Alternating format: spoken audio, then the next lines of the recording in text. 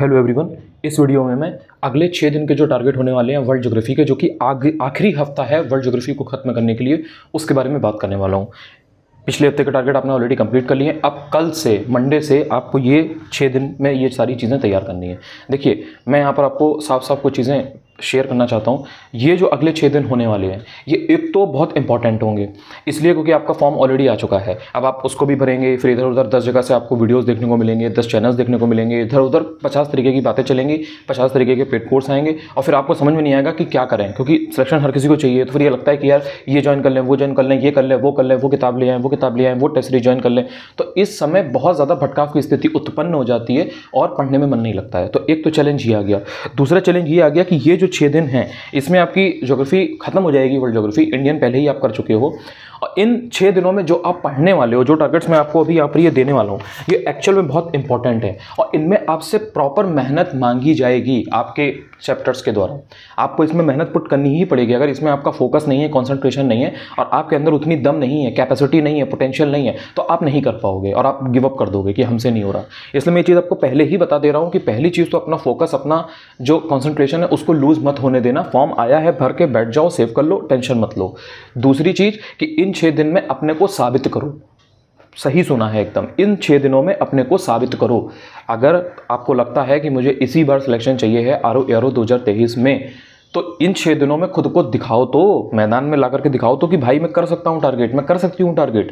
अगर 6 दिन में आप अपने को पुश नहीं कर पा रहे हो, अगर किसी के साथ कोई बहुत इमरजेंसी है, I am not talking about them, ठीक है, आपका समझ में आता है।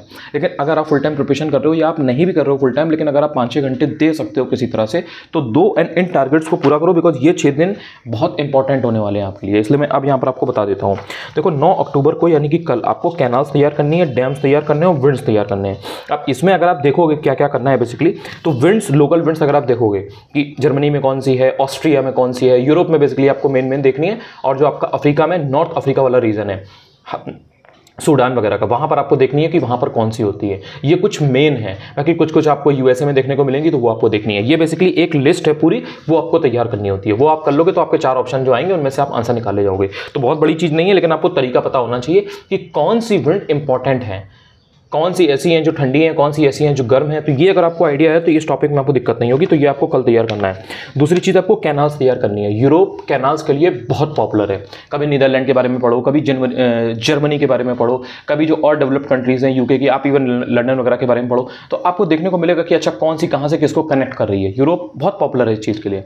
तो आपको कैनाल्स पढ़नी है कि कौन सी किसको कनेक्ट कर रही है, एंड उसको थोड़ा सा मैप में लोकेशन देख लेना, क्योंकि ऐसे बहुत कंफ्यूजन होता है, बहुत डाउट क्रिएट होता है। आप ऐसे रटोगे, आपको लगेगा आपको याद हो गया है, लेकिन जब तक आप मैप में उसको लोकेट नहीं करोगे आपको समझ में नहीं आएगा। इसलिए आपको कैनाल्स को ध्यान से पढ़ना है। इसमें भी बेसिकली एक लिस्ट है, उसमें कुछ 15, 20, 25 हैं। वो अगर आपने ढंग से देख ली, उसमें से अगर आपने 15 भी देख ली, तो आपको दिक्कत नहीं होगी कि यहां से ये इसको ये मिलाती है, नीदरलैंड से जर्मनी की तरफ इधर साइड में ये है, यूके से फ्रांस के लिए ये है। तो इस तरह से आपको बेसिक पता होनी चाहिए।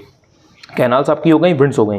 इसके बाद में इंपॉर्टेंट डैम्स। अगर मैं आपसे पूछूं कि हूवर डैम, तो आपको पता होना चाहिए कि भाई हूवर डैम किस नदी पे है, क्या है, किधर है, किस प्रोविंस में है, किस कॉन्टिनेंट में है, या किस कंट्री में है ये। तो कुछ मेन जो है उनके आपको नाम डैम्स के पता होने चाहिए। उनमें आपके साथ ये नहीं होना चाहिए कि इसका ये था या ये था, वो एक क्लिस्टर क्लियर पता होना चाहिए। जैसे करीबा बांध है, करीबा डैम, तो करीबा डैम कहाँ पर है, किस कॉन्टिनेंट में है, किस कंट्री में है, इसमें आपको कोई डाउट नहीं होना चाहिए। तो ये आपको 3 टॉपिक कल इंपॉर्टेंट देखने हैं, 32, 33, 34, मैंने आपको ये बता दिया यहाँ पे। और उसके बाद 32, 33, 41 और 42, विंड्स वाला चैप्टर 41 है। और इसके बाद में एक चैप्टर को देखने को मिलता है 42वां। 42 में आपको वही जो विंड वगैरह है वो है, और 41वां चैप्टर जो है वो उसी से रिलेटेड है, हवाओं का है वो। तो उसमें आपको बेसिक कॉन्सेप्ट समझना है कि अच्छा हवाएं किस टाइप की होती हैं, कौन सी होती है। थोड़ा जो आपको ये वेस्टर्लीज वगैरह होती है ना, पूर्वैया और पछुआ पवने, तो इनका आपको आइडिया होना चाहिए कि नॉर्वेस्टर क्या होती है, वेस्टर्लीज क्या होती है। तो ये आपको यहाँ पर घटना चक्र में मिल जाएगा। तो इसमें ऐसी कोई रॉकेट साइंस नहीं है, बस इसको आपको पढ़ लेना है। तो ये कल के 4 चैप्टर आपको करने हैं। इसके साथ में हो सकता है कि आप और कोई चीज़ें ना कर पाओ, पेंडिंग हो जाए, हो जाने दो, कोई बड़ी बात नहीं है, लेकिन इनको जरूर तैयार कर लेना, क्योंकि इनसे डायरेक्ट क्वेश्चन आते हैं। इनको तैयार करना इसलिए ज़रूरी है। एक हफ्ते मेहनत कर लोगे, लेकिन बाद में बहुत रिटर्न मिलेगा। डायरेक्ट एग्जाम में क्वेश्चन मिलेंगे तो अच्छा फील होगा कि उस दिन ज़्यादा मेहनत की थी, लेकिन इस समय क्वेश्चन बना पा रहे हैं एटलीस्ट। इसके बाद में अगले दिन आओगे 10 अक्टूबर को, उसमें आपको 46वां, 48वां ये 2 चैप्टर तैयार करने हैं, जो कि इकोनॉमिक ज्योग्राफी के हैं। 46 में आपको देखने को मिलेगा प्रजाति या जनजाति। यूबीपीएसएस का पेपर उठा लो, चाहे आरओ का पेपर उठा लो, यू विल फाइंड कि भाई ट्राइब से रिलेटेड या जो जनजातियां हैं इनसे रिलेटेड क्वेश्चंस बहुत आते हैं। कभी आपसे अलास्का की पूछ लेगा, कभी आपसे यूरोप की पूछ लेगा, कभी आपसे जो अफ्रीका है, अफ्रीका कॉन्टिनेंट, अफ्रीका का पूछ लेगा कि वहाँ पे फलाना फलाना वहाँ पे कौन सी रहती है। अभी आपने देखा होगा फेसबुक पे 2 थे तंजानिया वगैरह के भाई बहन बोलते थे उनको, वो बहुत किली करके नाम था शायद, किली Paul if I am not mistaken, तो वो बहुत पॉपुलर हुए थे। तो वहाँ पे वो कौन से टाइप के थे, वो कहाँ पे कौन से लोग हैं, तो आपको पता होना चाहिए। जैसे अगर आपसे मैं पूछूं कि मसाई ट्राइब, तो मसाई ट्राइब कहाँ पे है, क्या है, कहाँ पे पॉपुलर है, ये आपको आइडिया होना चाहिए। पेड़ों पे घर बना करके कौन रहते हैं, श्रीलंका की कौन सी है, विंदबू कौन सी है, और जो आपका अब ये अरब वाला एरिया है, सेंट्रल एशिया, इधर साइड कौन सी है, मिडिल ईस्ट में कौन कौन सी टाइप्स हैं। तो इनसे डायरेक्ट क्वेश्चन आता है, इसलिए मैं आपको दे रहा हूँ। तो इसलिए आपको तुरंत ये 46वां चैप्टर जो ये तैयार करना है, और 48वें चैप्टर में आपको जो इकोनॉमिक ज्योग्राफी है, इसमें आपको बेसिक एग्रीकल्चरल की चीज़ें देखनी है और एनिमल हस्बेंड्री की चीज़ें देखनी है। एग्रीकल्चर में बेसिक चीज़ें देख लेना कि कहाँ पे कौन सी चीज़ पॉपुलर है। जैसे अगर मैं आपसे बोलूँ कि गन्ने के लिए बता दीजिए कि गन्ने में सबसे ऊपर कौन है, या जो सिट्रस फ्रूट्स है उनमें सबसे ऊपर कौन सी कंट्री है, या मूंगफली जो है वो कहाँ की उपज है, वहाँ किसकी वो ओरिजिन है, मूंगफली जो है पीनट्स, इनकी ओरिजिन किस कंट्री की है। तो ये आपको बेसिक आइडिया होना चाहिए। बाकी जो उसका लेटेस्ट डेटा है वो मेरे ऊपर छोड़ दो, वो मैं करा दूंगा। लेटेस्ट डेटा मिनरल्स और एग्रीकल्चर का मैं करा दूंगा, उसमें आपको चिंता नहीं करनी है कि कौन प्रोडक्शन में ज़्यादा है, सब्जी में कौन है, आलू में कौन है, टमाटर में कौन है, प्याज में कौन है, गोभी में कौन है, ये सब मेरा काम है। आपको क्या करना है, आपको जो उपज वाला है, जो ओरिजिन है किसी भी क्रॉप की, वो आपको आइडिया होना चाहिए। उसके बाद में आप आओगे 11 अक्टूबर को। 11 अक्टूबर को आपको तीसरा चैप्टर, 5वां चैप्टर, 11वां चैप्टर और 16वां चैप्टर, ये वो वाले चैप्टर है जहाँ से कॉन्सेप्ट्स शुरू हो जाते हैं।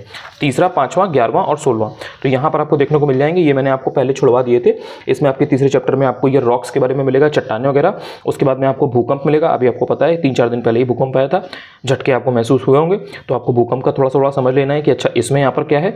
इसके बाद में 11वें चैप्टर में आप देखोगे घास के मैदान, इसमें आपको मिलेगा कि भैया डाउन्स कहाँ पर है, वेल्ट्स कहाँ पर है, स्टेपीज क्या होता है। इसमें भी बेसिकली एक लिस्ट है। इसमें कुछ आपको रशिया के साइड के और जो यूरोप वाला एरिया, यूरेशिया वाला एरिया, वहाँ पे कुछ मिलेंगे, कुछ आपको ऑस्ट्रेलिया के मिलेंगे, कुछ आपको साउथ अफ्रीका के मिलेंगे, कुछ आपको अर्जेंटीना और साउथ अमेरिका वगैरह के मिलेंगे, ब्राज़ील वगैरह के। तो पेम्पास कहाँ का है, ठंडे कौन से हैं ग्रासलैंड्स, गर्म ग्रासलैंड्स कौन से हैं, सवाना किस टाइप का होता है और सवाना होता कहाँ है, तो ये सारी चीज़ें इसमें हैं। तो ये आपको घास के मैदान वाला जो चैप्टर है ढंग से पढ़ लेना है। इसके बाद में आप बात करोगे तो आपका चैप्टर है 11वां और 16वां। तो 11वां में आपको मैंने बताई दिया है, और इसके पहले वाला चैप्टर जो 5वां था उसमें भूकंप आपने देख लिया। एक लास्ट चैप्टर आपका जो बचा है वो यहाँ पर 16वें में आपको अंतर्राष्ट्रीय सीमा रेखाएं देखनी है। सीमा रेखाएं यानी कि इंडिया की पाकिस्तान के साथ कौन सी है, इंडिया की अफगानिस्तान के साथ कौन सी है। जैसे कि अफगानिस्तान के साथ डूरंड रेखा है, पाकिस्तान के साथ रेड क्लिफ है, या चाइना के साथ में मैकमोहन है। अब ये तो इंडिया वाली हो गई कि इंडिया से किसका किसका है। अब इसी तरीके से आपको यूरोप की पता होनी चाहिए। अगर मैं आपसे पूछूं कि नॉर्थ कोरिया और साउथ कोरिया के बीच में कौन सी है बताइए, तो अब उसमें ये नहीं होना चाहिए कि हमें नहीं पता है। अगर 38वीं पूछ ली जाएगी 38 किसके किसके बीच में है, तो आइडिया होना चाहिए कि हाँ किसके बीच में। फ्रांस की किसके किसके साथ बॉर्डर है और उसको क्या बोलते हैं, किसके साथ है, ये आपको क्रिस्टल क्लियर आइडिया होना चाहिए। तो ये इंटरनेशनल जो लाइन वाला जो चैप्टर है ये बहुत इंपॉर्टेंट है।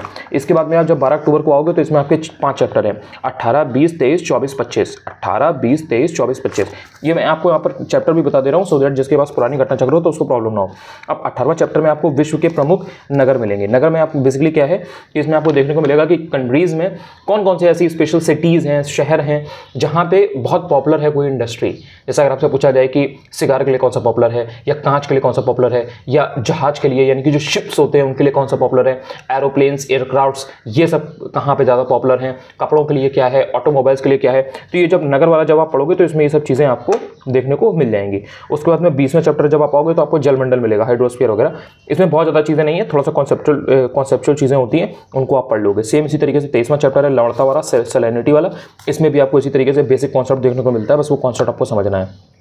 इसके बाद में 24वां चैप्टर होता है ज्वार भाटा का, यानी कि जो आपके समुद्र में जो ज्वार भाटा उठते रहते हैं, इनका आपको कॉन्सेप्ट समझना है। सब कॉन्सेप्चुअल चीज़ें हैं। इसमें एक बार आपने कॉन्सेप्ट समझ लिया कि दिन में कितनी बार हाई होता है, कितनी बार लो होता है, और उसके बाद में कब 15 दिन के गैप में, या कब किस दिन ये ज़्यादा होता है, किस दिन कम होता है। इसी से रिलेटेड गुजरात में एक मंदिर है, वहाँ पर कॉन्सेप्ट भी है, शिव जी का एक मंदिर है, तो वहाँ पर कॉन्सेप्ट भी है कि किस तरह से वहाँ पे पानी कम होता है, ज़्यादा होता है, मंदिर डूब जाता है, फिर अपने आप पानी कम हो जाता है, मंदिर नॉर्मल हो जाता है। तो ये सारी चीज़ें थोड़ा बहुत पता होना चाहिए, मतलब इसे इंपॉर्टेंट है। ये सब करंट अफेयर्स में कभी कभी अगर होगा तो वो तुरंत क्वेश्चन आ जाएगा। तो ये सब चीज़ें बहुत बेसिक है, स्टैटिक नॉलेज में आता है ये, तो हल्का हल्का आपको आइडिया होना चाहिए। इसके बाद यहाँ बात करोगे 24वां चैप्टर ये आपका हो गया। 25वें चैप्टर में महासागरीय गर्त है, ये डायरेक्ट क्वेश्चन आता है, डायरेक्ट क्वेश्चन। आपसे महासागरीय गर्त पूछ लेगा कि इस महासागर की जो गर्त है उसका नाम क्या है, और ये क्वेश्चन आ चुका है, मैं इसलिए बता रहा हूँ। तो इसलिए बहुत मैंने सिस्टम के साथ में सारे चैप्टर्स को समराइज़ किया है कि यहाँ पे आपको ये चैप्टर करना है, ये शेड्यूल बनाया है, तो आप उसको ध्यान दीजिएगा। इसके बाद में 13 अक्टूबर को जब आप आओगे तो 13 अक्टूबर को ये कुछ चैप्टर्स हैं, ये मैं आपको बता दूंगा, तो इसमें कोई ऐसी बड़ी बात नहीं है। इसी तरीके से आपको सैटरडे को इस तरीके से 4-5 चैप्टर मिलेंगे, और फिर संडे को आपको 2 चैप्टर करने पड़ेंगे। तो संडे को वैसे तो आपकी छुट्टी रहेगी, लेकिन 2 चैप्टर अगर आप कर पाए तो कर लीजिएगा। और इसके बाद में जब ये 15 अक्टूबर को आपको खत्म हो जाएगा, उसके बाद मैं प्रॉपर गैप दूंगा वर्ल्ड ज्योग्राफी के लिए, पढ़ने के लिए आपको प्रॉपर टाइम मिलेगा। तो अगर इन चैप्टर्स में से आप बहुत ज़्यादा नहीं भी कर पाएँ, कोई चीज़ें कोई छूट भी जा रहा है, तो आपको ध्यान रखना है कि आप एटलीस्ट 70-80% जरूर तैयार करें। एटलीस्ट 70-80%, 100% नहीं हो रहा है कोई बात नहीं, लेकिन 70-80% भी आप अगर तैयारी कर रहे हो तो आप हज़ारों बच्चों से आगे हो, ये बात आपको एक्सेप्ट करनी पड़ेगी। और रिवीजन का टाइम मिलेगा, उस टाइम पे आप इसको कर सकते हो। मैं जब वैल्यू एडिशन और रिवीजन करवाऊंगा पूरा, तो उसमें मैं सारी चीज़ें जो भी बची होंगी आप लोगों से पूछ के सारी मैं करवाऊंगा ही। तो कोई भी चीज़ ऐसी नहीं है जो रह जाएगी। और ये जो चैप्टर्स आपको यहाँ पर 6 चैप्टर्स दिख रहे हैं ना, इनको देख करके डर मत जाना कि यहाँ पे 7 चैप्टर हैं, यहाँ पर 4 चैप्टर हैं, यहाँ पर 5 चैप्टर हैं। भाई इनमें कॉन्सेप्ट्स हैं, जो रटने वाली चीज़ें थी वो सब आप पहले ही कर चुके हो पिछले हफ्ते में, और बाकी आप ये यहाँ से लेके यहाँ तक का जो है इसमें आप कर लोगे। ये जो है आपके 10 अक्टूबर 2 दिन, अगले जो 2 दिन है 9 और 10 अक्टूबर, और यहाँ पे इन सब चैप्टर्स में आपको कॉन्सेप्चुअल चीज़ें ज़्यादा करनी है। और ऐसा तो है नहीं कि ज्योग्राफी पहले कभी पढ़ी नहीं है, बहुत सारे लोग ऐसे हैं जो पहले भी एग्जाम्स उन्होंने दिए हैं, कुछ पढ़ते चले आ रहे हैं, तो इतना प्रॉब्लम नहीं होती है। अगर आपसे अगर पूछा जाए ट्रोपोस्फियर के बारे में, ओजोन लेयर के बारे में, तो ऐसा थोड़ी ना है कि आप बिल्कुल जानते नहीं हो, तो इतना आइडिया होता है। आई होप कि आप इन 6 हफ्तों में लेट डाउन नहीं करोगे खुद को भी और मुझे भी, और मेहनत करोगे। और बाकी अगर आपने 6 घंटे भी दिए तो ये टारगेट्स आपके हो जाएंगे, और जिस दिन आपके ये टारगेट्स कंप्लीट हो गए आप बहुत कॉन्फिडेंट फील करोगे, इसलिए क्योंकि जो यूपी स्पेशल है वो आप खत्म कर चुके हो। बाकी जो हल्की फुल्की चीज़ें यूपी स्पेशल में बची हैं वो मैं करा दूंगा। तो यूपी स्पेशल का किला आप ऑलरेडी भेद चुके हो, ये आपके लिए बहुत ही आपको गर्व होना चाहिए इस चीज़ पर कि अभी इंसान यूपी स्पेशल में देख रहा है कि कौन सी बुक लें, कहाँ से स्टार्ट करें, और बहुत सारे लोग ऑलरेडी यूपी स्पेशल को खत्म करके बैठे हुए हैं। तो एक और किला भेदा जा चुका है। थैंक यू सो मच अगर आप यहाँ तक आए और आपने इतना समझने की कोशिश की है। चैनल पर पहली बार आए हो, चाहो तो चैनल को सब्सक्राइब भी कर सकते हो, चाहो तो आप टेलीग्राम से भी जुड़ सकते हो। Thank you so much.